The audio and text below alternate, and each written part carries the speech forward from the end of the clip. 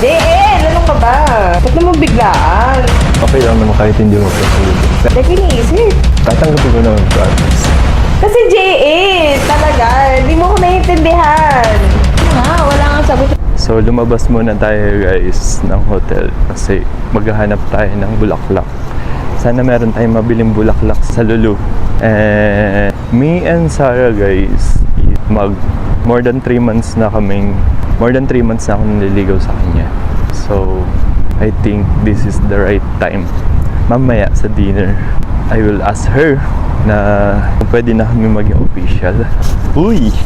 Tatanungin na natin siya mamaya. So, sana may mahanap tayong bulaklak sa Lulu. Buti na lang guys, may nakita tayong flower shop. So, pinapagawa ko na yung bulaklak.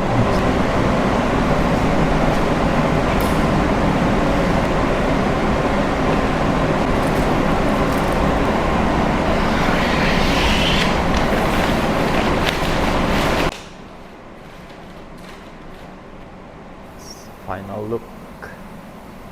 Sir? Andrew.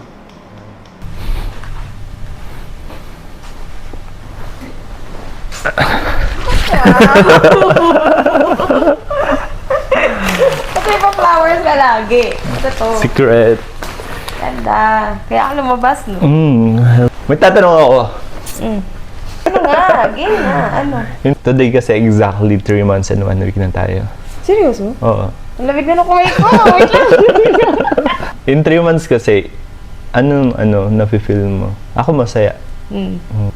Although may ups and downs. Di ba alam mo naman? Pero I'm happy. Kahit lagi kang nag-run na ganito, sinasabi ganito.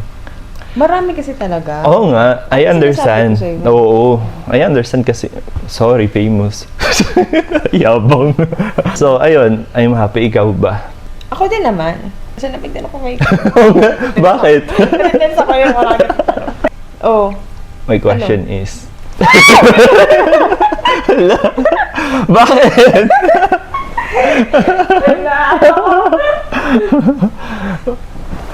Seryoso nga.